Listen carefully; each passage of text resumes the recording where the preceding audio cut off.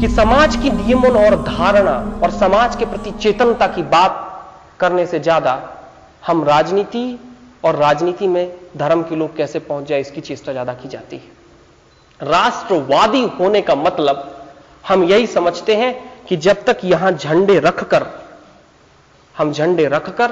जब तक राजनीति के मैदानों में और संसदें क्या तय कर रही हैं अगर उसकी बात न करें तब तक धर्म का होना हुआ ही नहीं।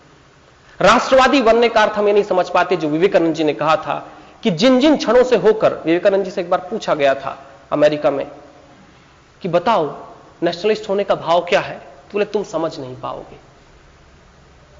क्योंकि राष्ट्रीयता बड़ी दूसरी बात है। वापस लौट कर आते हैं, चेन्नई पहुंचते हैं, चेन्नई की एक सभा होती रहती है। चूंकि पेपर पर बहुत दिनों बाद उस समय मिलते थे, वही सवाल किया जाता है कि साहब तुमने वहां तो उत्तर नहीं दिया था, बताओ ना राष्ट्रीयता होने का मतलब क्या है, भाव क्या है। बोले हाँ ये समय बता सकता हूं। विवेकानंद जी ने कहा था कि राष्ट्रीयता वो भावना है जहां हम जीवन के महाआदर्शों से अनुभव लेकर समाज के बीच हम बांट क्या सकते हैं, अपने भूक्षेत्र को हम दे क्या सकते हैं। जब हम उस क्षेत्र में कार्य करते हैं तो वो राष्ट्रीयता होती।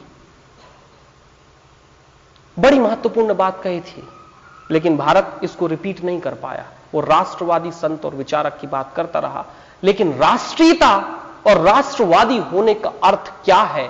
विवेकानंद जी का कहना यह था कि जो महान दान की परंपरा धर्म की रही है ना, कि हमने जो पाया हम जाकर सामने वाले को थोड़ा दे देते हैं।